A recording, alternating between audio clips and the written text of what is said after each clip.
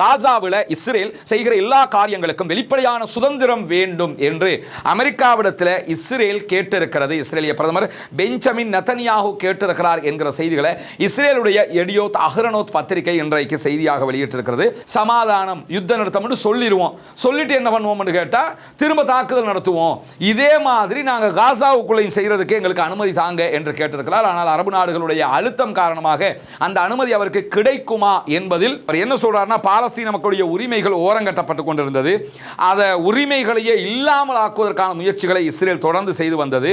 இந்த பிராந்தியத்தில் ஒரு புதிய யதார்த்தத்தை, புதிய மாற்றத்தை புவியியல் ரீதியாகவே உண்டாக்குவதற்கு இஸ்ரேல் தடுமாறிய காரணத்தினால்தான் நாங்கள் இந்த நடவடிக்கைகளை எடுத்தோம், தாக்குதலை ஆரம்பித்தோம். ஆனால் இந்த தாக்குதல்கள் பெரு வெற்றியை தந்திருக்கிறது இந்த உலகத்திற்கே. அன்பிற்கினிய சகோதர சகோதரிகளே, நம் அனைவர் மீதும் ஏக இறைவனுடைய அமைதியும் கருணையும் உண்டாகட்டமாக என்கிற பிரார்த்தனைகளோடு பாலஸ்தீனத்தினுடைய காசா மீதான இஸ்ரேலிய ஆக்கிரமிப்பு ராணுவத்தினுடைய தாக்குதல்கள் 2 ஆண்டுகளுக்கு மேலாக நடைபெற்று தற்போது யுத்த நிறுத்தம் ஏற்பட்டிருக்கிறது. இந்த யுத்த நிறுத்தம் ஏற்பட்டு இன்றோடு 28வது நாளாக இருக்கக்கூடிய இந்த தருணத்தில் என்னவெல்லாம் நடக்கிறது, பாலஸ்தீனத்தை ஒட்டிய சர்வதேச நிலப்பரப்பிலும் என்ன நடந்திருக்கிறது என்கிற செய்திகளை தான் இன்றைக்கும் நம்ம பார்க்க இருக்கிறோம். இன்றைக்கு வெளியாகி இருக்கக்கூடிய பல செய்திகளில் மிக முக்கியமான ஒரு செய்தி என்னன்னு கேட்டா, ஐநாவினுடைய பாதுகாப்பு கவுன்சிலில் நேற்றைய தினம் கொண்டு வரப்பட்ட ஒரு முக்கியமான தீர்மானம், அமெரிக்கா முன்மொழிந்த ஒரு தீர்மானம் தான் சிரியாவினுடைய தற்போதைய அதிபராக இருக்கக்கூடிய அகமது அல் ஷாரா, அதே போன்று அவருடைய உள்துறை அமைச்சராக செயல்படக்கூடிய அனஸ் கத்தாஃப் ஆகிய 2 பேரையும் அவர்களுக்கு விதிக்கப்பட்டிருந்த தடை, அவர்கள் தேடப்படும் குற்றவாளிகளாக அறிவிக்கப்பட்டிருந்தது, அவர்களுடைய தலைக்கு விதிக்கப்பட்டிருந்த பரிசு தொகை என்று எல்லாவற்றையுமே இல்லாமலாக்குவதற்கு, அதை நீக்குவதற்கு அமெரிக்கா தீர்மானம் கொண்டு வந்திருந்தது. அந்த தீர்மானம் ஐநாவினுடைய பாதுகாப்பு கவுன்சிலுடைய 15 உறுப்பினர்களில் 14 உறுப்பினர்களால் ஏற்றுக்கொள்ளப்பட்டிருக்கிறது. சீனா இதிலே வாக்களிக்கவில்லை என்கிற செய்திகள் வெளியாகி இருக்கிறது. இந்த செய்தி நம்ம ஏன் இந்த இடத்துல சுட்டிக்காட்டுறோம் கேட்டா, பாலஸ்தீனம்ங்கிறது பாலஸ்தீன மக்களுடைய சொந்த தாயகம், அது அவர்களுடைய பூமியாக இருக்கிறது, அதற்காக அவர்கள் போராடுகிறார்கள். அப்படி போராடக்கூடிய மக்களை பயங்கரவாதிகள், தீவிரவாதிகள் என்று முத்திரை குத்துகிறது அமெரிக்காவும் அதனுடைய நேச நாடுகளும். இவன் ஐநாவில் கூட பாலஸ்தீன விடுதலை அமைப்புக்கான அங்கீகாரம் கிடைக்காத ஒரு நிலை இருக்கிறது. பல நாடுகளும் பாலஸ்தீன விடுதலை அமைப்பை தடை செய்யப்பட்ட அமைப்பாக வைத்துக் கொண்டிருக்கின்றன. காரணம் என்னன்னா, இஸ்ரேலோட அவங்க சண்டை பிடிக்கிறாங்கிற ஒரே காரணத்துக்காக. மற்றபடி அவர்கள் பாலஸ்தீன மண்ணுக்குரியவர்கள், அவர்களுடைய பூமிக்கான போராட்டத்தை தான் அவர்கள் மேற்கொள்கிறார்கள் என்றது அனைவருக்குமே தெரியும். ஆனால் அகமது அல் ஷாராவும் அவரோடு இருக்கக்கூடியவர்களையும் பொறுத்தவரையில் இவர்கள் ஆரம்பத்தில் பயங்கரவாதிகளோடு இணைந்து செயல்பட்டவர்கள். அவர்களை கைது செய்வதற்கு, அவர்களை உயிரோடு பிடிப்பதற்கு அவர்களுடைய தலைகளுக்கு விலை நிர்ணயித்திருந்தது அமெரிக்காவால் அது முடியாமல் போயிருந்தது. பின்னாட்களில் காசாவினுடைய இந்த யுத்தம் அகோரமாக உச்சமாக இருக்கிற சந்தர்ப்பத்தில் சிரியாவில் இருந்த பஷர் அல் அசாதுக்கு எதிரான அகமது அல் ஷாராவினுடைய படைப்பினுடைய தாக்குதல்கள் காரணமாக சிரியாவினுடைய ஆட்சி கவிழ்கிறது. அகமது அல் ஷாரா ஆட்சியை பிடித்து விடுகிறார். இவருடைய ஆட்சி பிடிப்புக்கு பின்னணியாக துருக்கி முழுவதுமாக உதவி செய்தது, அமெரிக்கா உதவி செய்தது, பல கட்டங்களில் இஸ்ரேலும் உதவி செய்த செய்திகள் எல்லாம் இருக்கிறது. இப்படி அவர்களுக்கு தேவையானவராக அகமது அல் ஷாரா மாறியவுடன் அவர் மீதான தடைகள் நீக்கப்படுகிறது. அவர் பயங்கரவாதி இல்லை என்று சொல்லப்படுகிறது. அமெரிக்க அதிபரை அவரை நேரடியாக சந்திக்கிறார். இதுவெல்லாம் நடைபெறுகிறது. ஆனால் தங்களுடைய நாட்டுக்காக போராடக்கூடிய மக்கள் எப்பொழுதுமே பயங்கரவாதிகளாக பார்க்கப்படுகிறார்கள் என்பது உலகத்தினுடைய நியாயமற்ற பார்வையை இந்த உலகத்திற்கு மீண்டும் மீண்டும் நினைவுபடுத்திக் கொண்டிருக்கிறது. அதை சொல்வதுதான் இந்த செய்தியினுடைய முதன்மை நோக்கமாக இருக்கக்கூடிய நேரத்தில் இன்றைக்கு வெளியாகி இருக்கக்கூடிய இஸ்ரேல் பாலஸ்தீன யுத்தம் தொடர்பான செய்திகளில் இஸ்ரேலிய சிறைகளில் பாலஸ்தீன மக்களுக்கு எதிராக நடத்தப்பட்ட பாலியல் வன்கொடுமை தாக்குதல்கள், உளவியல் ரீதியிலான தாக்குதல்கள், உடலியல் ரீதியிலான தாக்குதல்களை மொபைல் போன்ல, செல்போன்ல வீடியோ பண்ணி அதை வெளி உலகுக்கு கசிய விட்டார் என்கிற குற்றச்சாட்டில் இஸ்ரேலுடைய ராணுவத்தின் வழக்கறிஞர் கைது செய்யப்பட்டிருக்கிறார். தற்போது அவரை 10 நாட்கள் வீட்டு காவலில் வைத்து விசாரணை நடத்துமாறு இஸ்ரேலுடைய நீதிமன்றம் சட்டம் பிறப்பித்திருக்கிறது, தீர்ப்பை வழங்கி இருக்கிறது. இவரை பொறுத்தவரையில் இருக்கக்கூடியவர்களோடு ஒப்பிடும்போது ஒரு பெண்ணாக இருந்து கொஞ்சம் மனதிலே ஈரம் இருக்கிற காரணத்தினால தான் இவ்வளவு அநியாயம் பண்றாங்களே என்று சொல்லி அந்த வீடியோக்களை அவர் கசிய விட்டிருந்தார். இஸ்ரேலுக்குள்ளேயே மிகப்பெரிய ஒரு தாக்கத்தை இந்த செய்தி உண்டாக்கி இருக்கக்கூடிய நேரத்தில் தான் அவருக்கு 10 நாட்கள் வீட்டு கடுங்காவல் விதிக்கப்பட்டிருக்கிறது, விசாரணைகள் தொடர்கிறது என்கிற செய்திகள் வெளியாகி இருக்கக்கூடிய சந்தர்ப்பத்தில் காசாவில் இஸ்ரேல் செய்கிற எல்லா காரியங்களுக்கும் வெளிப்படையான சுதந்திரம் வேண்டும் என்று அமெரிக்காவிடத்தில் இஸ்ரேல் கேட்டிருக்கிறது. இஸ்ரேலிய பிரதமர் பெஞ்சமின் நெதன்யாஹு கேட்டிருக்கிறார் என்கிற செய்திகளை இஸ்ரேலுடைய எடியோத் அஹ்ரோனோத் பத்திரிகை இன்றைக்கு செய்தியாக வெளியிட்டிருக்கிறது. காசாவினுடைய எதிர்கால செயல்பாடுகள், எல்லை பகுதிகளை நிர்வகிப்பது, அதே போன்று பாலஸ்தீன விடுதலை அமைப்பை நிராயுதபாணியாக்குவது, அவங்களை ஆயுதம் இல்லாத ஆட்களாக மாற்றுவது ஆகிய செயல்பாடுகளில் அமெரிக்கா எங்களுக்கு முழு சுதந்திரம் தரணும் அப்படின்னு சொல்லி இஸ்ரேலிய பிரதமர் கேட்டிருக்கிறார். நேற்று தான் இந்த ஆள் என்ன சொன்னார்னு கேட்டா, எங்களுக்கு எல்லா சுதந்திரம் இருக்கு, நாங்கள் தனிநாடு, அமெரிக்கா தனிநாடுனாரு. ஆனால் இன்னைக்கு என்ன பண்றாருன்னு கேட்டா, எங்களுக்கு கொஞ்சம் சுதந்திரம் தாங்க, நாங்கள் நினைச்ச மாதிரி செயல்படணும் அப்படின்னு கேட்கிறாரு. மொத்தத்தில் அமெரிக்கா தான் இவர்களை வழிநடத்துகிறது என்பதற்கு இதுவும் ஒரு சான்றாக இருக்கக்கூடிய நேரத்தில் லெபனான்ல தற்போது போர் நிறுத்தம் நடைமுறையில் இருக்கிறது.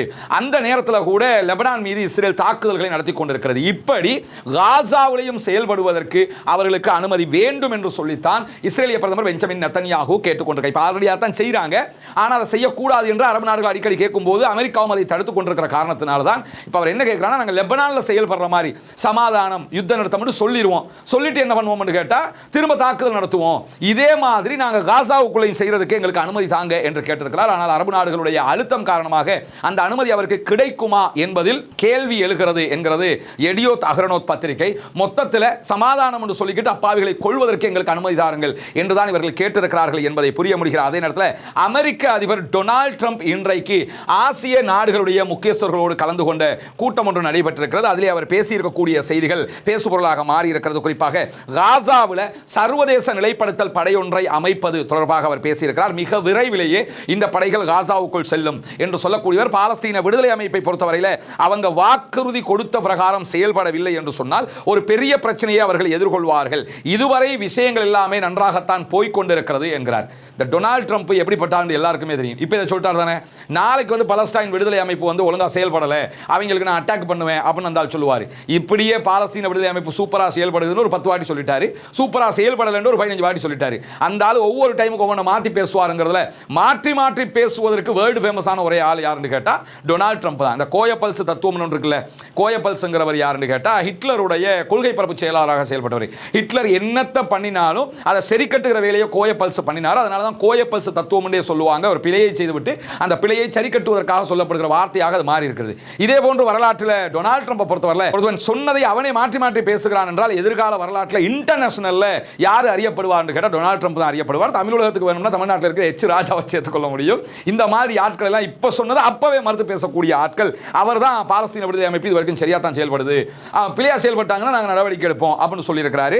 அதை தாண்டி தன்னுடைய 2வது பதவி காலத்தில் எப்படியாவது இஸ்ரேலை அரபு நாடுகள் அங்கீகரிக்க வைக்கக்கூடிய வேலைகளில் மும்முரமாக செயல்படுகிறாரு அமெரிக்க அதிபர் டொனால்ட் ட்ரம்ப். ஏற்கனவே அவருடைய முதல் ஆட்சி காலத்தில் தான் மொரோக்கோ, பஹ்ரைன், UAE ஆகிய நாடுகளை பாலஸ்தீனத்தை மீறி இஸ்ரேலை தனிநாடாக அங்கீகரிக்கிற அந்த இடத்துக்கு அவர் தான் கொண்டு வந்தார். ஆப்ரஹாம் ஒப்பந்தம் என்கிற பெயரில் அது நடைமுறைப்படுத்தப்பட்டது. இது காசாவுடைய வார் நடந்து இல்லைன்னா சவுதி அரேபியா கூட பாலஸ்தீனத்தை விட்டு இஸ்ரேலை தனிநாடாக ஆப்ரஹாம் ஒப்பந்தத்தின் மூலமாக அங்கீகரித்திருப்பார்கள் என்கிற நிலையெல்லாம் நமக்கு தெரியும். இப்படியான சூழ்நிலையில தான் நெதன்யாஹூவுடைய இஸ்ரேலை தனிநாடாக நாங்கள் ஏற்றுக்கொள்கிறோம், ஆப்ரஹாம் ஒப்பந்தத்தில் இணைந்து கொள்கிறோம் என்று இன்றைக்கு கசகஸ்தான் தெரிவித்திருக்கக்கூடிய செய்திகள் வெளியாகி இருக்கிறது.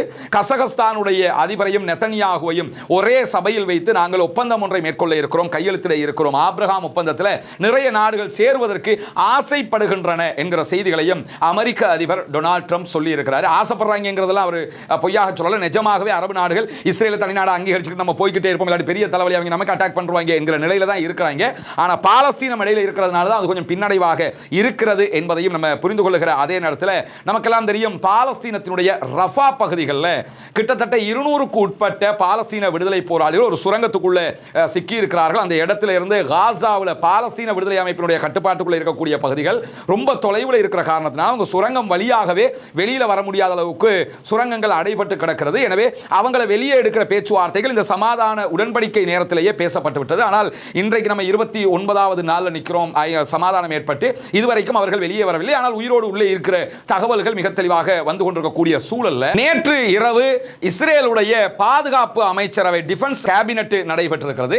அதிலே இஸ்ரேலுடைய பாதுகாப்பு அமைச்சர் பங்கெடுத்திருக்கிறார். அதே போன்று இஸ்ரேலுடைய ராணுவ தளபதி இயால் ஜமீர் பங்கேற்றிருக்கிறார். இஸ்ரேலிய பிரதமர் பெஞ்சமின் நெதன்யாஹூ உள்ளிட்டவர்கள் இருந்த அந்த சபையில் இந்த 200க்கு உட்பட்ட பாலஸ்தீன விடுதலை ராணுவத்தை சேர்ந்தவர்களை வெளியே எடுப்பதற்கு மிக கடுமையான எதிர்ப்பை இயால் ஜமீர் தெரிவித்திருக்காங்க. அவங்களை வெளியே விடவே கூடாது அப்படின்னு இருக்கிறாரு. ஏன்னா ரொம்ப போராடி வெற்றி பெற்றவர் மாதிரி பேசியிருக்கிறாரு. அந்த ஆளுக்கு தான் தெரியும் அந்த ஆளுடைய அவமானம். அவங்களை வெளியே நம்ம விடக்கூடாது, அவங்க ஒன்றோ உள்ளுக்குள்ளேயே செத்து மடியணும், இல்லைன்னா வெளியில நம்மள்கிட்ட வந்து ஆயுதத்தை தந்து சரணடையணும் அப்படின்னு சொல்லி பேசும்போது இவர்கள் பேசிய விவகாரங்களை இன்றைக்கு இஸ்ரேலுடைய சேனல் 12 வெளியிட்டிருக்கக்கூடிய செய்திகளில் என்ன சொல்லப்படுது என்று கேட்டா, சரணடைகிறதுனா எப்படி சரணடையணும் பாலஸ்தீன விடுதலை அமைப்பு என்பதை பற்றி சொல்லும்போது, பாலஸ்தீன விடுதலை அமைப்பினர் வெளியே சுரங்கத்தை விட்டு வெளியே வரும்போது வெறும் உள்ளாடைகளோடு மாத்திரம்தான் அவர்கள் வெளியே வர வேண்டும்.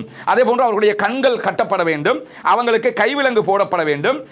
தைமூன்ல இருக்கக்கூடிய நெகோ பாலைவனத்தில் இருக்கக்கூடிய இவர்களுடைய உச்சகட்ட நரகமாக இருக்கக்கூடிய அந்த சிறைச்சாலைகளுக்கு அவர்கள் அழைச்செல்லப்பட வேண்டும் என்கிறார் இஸ்ரேலுடைய ராணுவ தளபதி இயால் ஜமீர். இப்படி வந்து அவங்க சரணடைகிறா சரணடைய சொல்லுங்க, இல்லைன்னா அவங்களை உயிரோட நம்ம வெளியே அனுப்ப முடியாது என்று இன்றைக்கு அவர் பேசியிருக்கிறார் அவர்களுடைய ராணுவ கேபினெட்ல என்கிற செய்திகள் வெளியாகி இருக்கிறது. இதில் நம்ம என்ன கவனிக்கணும் என்று கேட்டா, அந்த ஏன் அவங்க உள்ளாடைகளோட வெளியே வரணும்னு ஏன் சொல்றாங்கன்னு கேட்டா, பாத்தீங்களா பாலஸ்தீன விடுதலை அமைப்பு நாங்கள் உள்ளாடையோட தான் வெளியே கொண்டு வந்திருக்கிறோம், அவங்க எங்கள்கிட்ட சரணடைஞ்சிட்டாங்க, கீழே விழுந்துட்டாங்க என்ற மாதிரியாவது காட்டி தங்களுடைய விழுந்த இமேஜை தூக்கி நிறுத்த பார்க்குறாங்க பாலஸ்தீன விடுதலை அமைப்பு. அதுக்கெல்லாம் சான்ஸே இல்லை ராஜா என்று சொல்லி இன்றைக்கு மிக தெளிவாக சொல்லியிருக்கக்கூடிய நேரத்தில் தான் இஸ்ரேலுடைய அந்த எலோ பார்டருக்கு உள்ளதான் இந்த சுரங்கப்பாதை இருக்கக்கூடிய நிலையில் பாலஸ்தீன விடுதலை அமைப்பினுடைய 120 தொடக்கம் 150 போராளிகள் உள்ளே இருக்கலாம் என்றுதான் இஸ்ரேல் நம்புகிறது. ஆனால் எக்யூரேட்டா எத்தனை பேர் இருக்கிறாங்கிறத இதுவரைக்கும் பாலஸ்தீன விடுதலை அமைப்பினர் வெளியே எங்கேயுமே சொல்லாத நேரத்தில் தான் இன்றைக்கு சுரங்கப்பாதைகளை உடையுங்கள், அதன் மீது தாக்குதல்களை நடத்துங்கள் என்று இஸ்ரேலுடைய பாதுகாப்பு அமைச்சர் சொல்லியிருக்கக்கூடிய செய்திகளும் வெளியாகி இருக்கிறது. ஆனால் இஸ்ரேலுடைய சுரங்கப்பாதைகள் மீது தாக்குதல் நடத்துவதில் அவங்களுக்கு இருக்கக்கூடிய மிகப்பெரிய பின்னடைவே என்னன்னு கேட்டால், 2014 ரஃபாவில் வைத்து கொல்லப்பட்ட இஸ்ரேலுடைய அதிகாரிகளில் ஒருவனுடைய சடலமும் இந்த உள்ளே இருக்கக்கூடிய பாலஸ்தீன விடுதலை அமைப்பினரிடத்தில் இருக்கிறது என்கிற செய்திகள் வெளியாகி இருக்கிறது. அந்த சடலம் ஒப்படைக்கப்பட வேண்டிய சடலம், அதை ஒப்படைக்கணுமா இருந்தால் இவங்க வெளியே வரணும். எனவே அவர்கள் வெளியே வந்தால் தான் அந்த பாடியும் கிடைக்கும் என்பதாலும் இவர்கள் மீது தாக்குதல் நடத்த முடியாது, அவங்களை சரணடைங்க என்று சொல்ல முடியாது, நினைக்கிறதெல்லாம் பேச முடியும், ஆனால் எதையும் செய்ய முடியாது. ஏன்னா சம்பந்தப்பட்டவனுடைய குடும்பத்தார் மிகப்பெரிய ஒரு எதிர்ப்பை வெளியிட்டுக் கொண்டிருக்கிறார்கள். எங்களுக்கு எங்க குடும்பத்தை சேர்ந்தவனுடைய பாடி வேணும் அப்படின்னு கேட்கிறாங்க. அதை கொடுக்கணுமாக இருந்தால் பாலஸ்தீன விடுதலை அமைப்பினரை அவர்கள் வெளியே விட வேண்டிய தேவை இருக்கிறது. இந்த இடத்துல உள்ள பிரச்சனை என்னன்னா, பாலஸ்தீன விடுதலை அமைப்பை வெளியே விட்டால் மிகப்பெரிய அவமானமாக இஸ்ரேலிய ராணுவம் கருதுகிற காரணத்தினால தான் இந்த இழுபறி நிலை இருக்கிறது. ஆனால் பாலஸ்தீன விடுதலை அமைப்பு மிக தெளிவாக நாங்கள் உங்களுக்கு பாடிய தருணமாக இருந்தால், பணத்தை தருணமாக இருந்தால் இதுதான் கண்டிஷன் என்பதில் தெளிவாக இருக்கக்கூடிய செய்திகள் வெளியாகி இருக்கக்கூடிய நேரத்தில் இன்றைக்கு பாலஸ்தீன விடுதலை அமைப்பினுடைய தலைவர் ஹலீல் அல் ஹையா அவர்கள் லெபனானுடைய தலைநகர் பெய்ரூத்தில் நடைபெற்ற அரபு தேசிய மாநாட்டில் ஒரு உரையாற்றி இருக்கிறார். அந்த உரையில் பல விஷயங்களை சகோதரர் ஹலீல் அல் ஹையா அவர்கள் உருக்கமாக பேசி இருக்கிறார் என்கிற செய்திகள் வெளியாகி இருக்கிறது. பாலஸ்தீன மக்கள் அழிவை ஒருபோதுமே ஏற்றுக்கொள்ள மாட்டார்கள், பாலஸ்தீன மக்களை பொறுத்தவரையில் தங்களுடைய உரிமைகளை அடைகிற வரைக்கும் அவர்கள் தங்களுடைய போராட்டங்களை தொடருவார்கள் என்று சொல்லுகிறார் பாலஸ்தீன விடுதலை அமைப்பினுடைய தலைவராக செயல்படக்கூடிய ஹலீல் அல் ஹையா அவர்கள். பாலஸ்தீனர்களுக்கு எதிரான குற்றங்களுக்காக இஸ்ரேலிய பிரதமர் உள்ளிட்ட அனைத்து தலைவர்களும் சட்ட ரீதியாக சர்வதேச நீதிமன்றத்துக்கு முன்பதாக தண்டிக்கப்பட வேண்டும் என்கிற கோரிக்கையும் இன்றைக்கு லெபனானிலே நடைபெற்ற மாநாட்டிலே பேசியிருக்கக்கூடிய டாக்டர் ஹலீல் அல் ஹையா அவர்கள் தெரிவித்திருப்பது மட்டுமல்லாமல், காசாவினுடைய மக்களுடைய தற்போதைய நிலையை பற்றி அவர் சொல்றாரு. ரொம்ப கவலையாக தாங்க முடியாத ஒரு நிலையாக அவருடைய ஸ்பீச்சை நம்ம பார்க்கும்போது புரிந்து கொள்ள முடிந்தது. காசாவினுடைய மக்கள் தங்குமிடம் இல்லாமல், ஒரு துளி தண்ணீர் கூட இல்லாமல், ஒரு துண்டு ரொட்டி துண்டு இல்லாமல், ஒரு டோஸ் மருந்து கூட இல்லாமல் ரொம்ப தவித்துக் கொண்டிருக்கிறார்கள். தங்களுடைய இறந்த தியாகிகளுடைய இரத்தத்தால் கரைபடிந்த வீடுகள், அதே போன்று மணலுடைய இடிபாடுகளுக்கு மத்தியில் ஒரு வாழ்க்கையை காசா மக்கள் தேடிக்கொண்டிருக்கிறார்கள் என்று சொல்லுகிறார் டாக்டர் ஹலீல் அல் ஹையா அவர்கள். இஸ்ரேலும் அதனுடைய தலைவர்களும் சட்டபூர்வமாக வழக்கு தொடரப்பட்டு தண்டிக்கப்பட வேண்டும், அவர்களுக்கு சர்வதேசம் எதிரான நடவடிக்கைகளை எடுக்க வேண்டும் என்று சொல்லக்கூடிய டாக்டர் ஹலீல் அல் ஹையா அவங்க நடைபெற்ற இந்த 2 ஆண்டு கால யுத்தத்தை ஆரம்பித்தது தொடர்பாக பேசும்போது என்ன சொல்றாருன்னு கேட்டா, அல் அக்ஸா வெள்ளம் என்கிற பேர்ல தான் நாங்கள் இந்த தாக்குதலை ஆரம்பித்தோம். இதற்கான காரணம் பாலஸ்தீன மக்களுடைய உரிமைகள் ஓரம் கட்டப்படுகிறது. இதுதான் யதார்த்தமான காரணம். ஏன்னா சில பேர் இவங்க எதுக்கு போய் அட்டாக் பண்ணாங்கன்னா அவங்களோட இருந்தா தான் தெரியும் அவங்க செஞ்சது சரியா போல. ஆனா அவங்க நாடு அவங்க முடிவெடுத்திருக்காங்க. அவர் என்ன சொல்றாருன்னா, பாலஸ்தீன மக்களுடைய உரிமைகள் ஓரம் கட்டப்பட்டு கொண்டிருந்தது, அதை உரிமைகளையே இல்லாமல் ஆக்குவதற்கான முயற்சிகளை இஸ்ரேல் தொடர்ந்து செய்து வந்தது. இந்த பிராந்தியத்தில் ஒரு புதிய யதார்த்தத்தை, புதிய மாற்றத்தை புவியியல் ரீதியாகவே உண்டாக்குவதற்கு இஸ்ரேல் தடுமாறிய காரணத்தினால தான் நாங்கள் இந்த நடவடிக்கைகளை எடுத்தோம், தாக்குதலை ஆரம்பித்தோம். ஆனால் இந்த தாக்குதல்கள் பெரு வெற்றியை தந்திருக்கிறது இந்த உலகத்திற்கு. இந்த நடவடிக்கைகள் தவறான கதைகளை எல்லாம் உடைத்து, பாலஸ்தீனம்னா இதுதான், பாலஸ்தீனம்ங்கிறது இஸ்ரேல்காரனுக்கு சொந்தம் என்கிற விதமாக சொல்லப்பட்ட பொய்யான தவறான கதைகளை எல்லாம் உடைத்து உண்மையான தரவுகளுடனான செய்திகளை இந்த உலகத்திற்கு ஒப்புவித்திருக்கிறது. மிக அழகான கோடுகளை இந்த உலகத்தில் வரைந்திருக்கிறது என்று சொல்லக்கூடிய பாலஸ்தீன விடுதலை அமைப்பினுடைய தலைவர் டாக்டர் ஹலீல் அல் ஹையா அவர்கள் எங்களுடைய மக்களுடைய அவல நிலைக்கு மனித குலத்தை விழித்தெழச் செய்திருக்கிறது இந்த தாக்குதல்கள் என்று சொல்லியிருக்கிறார். இதை தாண்டி 2 நாட்களுக்கு முன்பதாக இஸ்ரேல் சர்வதேச பத்திரிகையாளர்கள் என்று சொல்லக்கூடிய கொஞ்சம் பேரை காசாவுக்குள்ள கூட்டு போனாங்க. காசாவுக்குள்ளா அவர்களுடைய கண்ட்ரோலில் இருக்கக்கூடிய பகுதிகளுக்கு கூட்டு போனாங்க. லண்டன் பிபிசியும் அதிலே சென்றிருந்தது. பிபிசி உள்ள நடந்திருக்கக்கூடிய சில காட்சிகளை எடுத்து காட்டியிருக்கிறார்கள். பிபிசியிலே நீங்க பார்க்க முடியும். உதாரணமாக அவர்களே சொல்லக்கூடிய தகவல் என்னன்னு கேட்டா, எங்களை காசாவில் பொதுமக்கள் இருக்கக்கூடிய பகுதிகளுக்கு இவங்க கூட்டிகிட்டு போகவும் இல்லை, பொதுமக்கள்கிட்ட எங்களை பேச விடவும் இல்லை, பொதுமக்களிடம் பேசவே கூடாது என்று மிக தெளிவாக சொல்லிவிட்டார்கள். அது மட்டுமல்லாமல் நாங்கள் எடுக்கக்கூடிய எல்லா வீடியோக்களையும் இஸ்ரேல்கிட்ட காட்டி அவங்க ஓகே சொன்னதுக்கு பிறகுதான் நாங்கள் இப்போ கொண்டு வந்திருக்கிறோம் வெளியிடுறதுக்கு. எங்களுக்கு சுதந்திரமாக அங்கு எதையும் அந்த மக்களோடு பேச முடியவில்லை, அவங்களுடைய வீடியோக்கள் எடுக்க முடியலை, நாங்கள் பார்த்ததை தான் வந்து இப்போ சொல்ல வேண்டியிருக்கிறது, முழு காசாவும் அளிக்கப்பட்டிருக்கிறது என்கிறார்கள் சர்வதேச பத்திரிகையாளர். நீங்க பார்க்கலாம், இந்த காசாங்கிறத எலும்புக்கூடு மாதிரி தோற்றம் அளிக்கக்கூடியது. லண்டன் பிபிசி பழைய காசாவினுடைய வீடியோக்களையும் இப்ப இருக்கக்கூடிய காசாவினுடைய நிலைமை தொடர்பான செய்திகளையும் வெளியிட்டிருக்கிறார்கள். இப்படி பல ஊடகங்கள் உள்ள போனவங்க எல்லோருமே என்ன சொல்றாங்கன்னா, எங்களை சுதந்திரமாக செயல்பட விடல. இதைத்தான் சர்வதேச பத்திரிகையாளர் என்ன கேட்கிறாங்க, எங்களை சுதந்திரமா விட்டுருங்க, நாங்க காசாவுக்குள்ள போய் காசா மக்கள் என்ன சொல்றாங்கிறதை நாங்க கேட்கணும்ங்கறாங்க. இதற்கு இஸ்ரேல் அனுமதிக்காமல் இருக்கிறது. ஏன்னா உள்ள போனா உண்மை தெரிந்துவிடும் என்கிற காரணத்தினால. இதை தாண்டி இன்றைக்கு ஹிஸ்புல்லாக்கள் ஒரு கடிதத்தை வெளியிட்டிருக்கிறார்கள். அந்த கடிதத்தில் உடனடியாக ஒரு தேசிய ஒருமைப்பாடு வர வேண்டும் என்கிற கோரிக்கை விடுத்திருக்கக்கூடிய ஹிஸ்புல்லாக்களுடைய பொதுச் செயலாளர் நாயிம் காசிம் அவங்க மேலதிகமாக என்ன சொல்றாங்கன்னா, தொடர்ந்தும் இஸ்ரேல் லெபனானுடைய பகுதிகள் மீது வரம்பு மீறுவதை நாங்கள் ஏற்றுக்கொள்ள முடியாது. உச்சமாக அவர்கள் வரம்பு மீறி கொண்டிருக்கக்கூடிய காரணத்தினால இஸ்ரேல் மீது தற்காப்புக்காக நாங்கள் தாக்குதலை நடத்த வேண்டி வரும். எங்களை நாங்கள் பாதுகாக்க வேண்டியிருக்கிறது, எங்கள் நாட்டை நாங்கள் பாதுகாக்க வேண்டியிருக்கு, எங்கள் எல்லையை நாங்கள் பாதுகாக்க வேண்டியிருக்கிறது. இப்படி தொடர்ந்து அவர்கள் தாக்குதல் நடத்தி கொண்டே இருந்தால் நாங்களும் இஸ்ரேல் மீது தாக்குதல்களை நடத்த வேண்டி வரும் என்கிற எச்சரிக்கையும் இன்றைக்கு ஹிஸ்புல்லாக்கள் சொல்லியிருக்கிறார்கள். பொறுத்திருந்து பார்ப்போம் என்னவெல்லாம் நடக்கிறது என்பதை. பாலஸ்தீனம் வெற்றி பெற வேண்டும், பாலஸ்தீனம் சுதந்திரம் அடைய வேண்டும், பாலஸ்தீன மக்களும் நம்மை போன்ற நிம்மதியானவர்களாக மாற வேண்டும், வாழ வேண்டும் என்கிற உயரிய பிரார்த்தனைகளோடு பாலஸ்தீன அப்பாவிகளுக்காக தொடர்ந்தும் பிரார்த்திக்கிற அதே நேரம் அவர்களுக்காக ஜனநாயக ரீதியாகவும் குரல் எழுப்புவமாக வாகிறது. அல்ஹம்துலில்லாஹி ரப்பில் ஆலமீன்.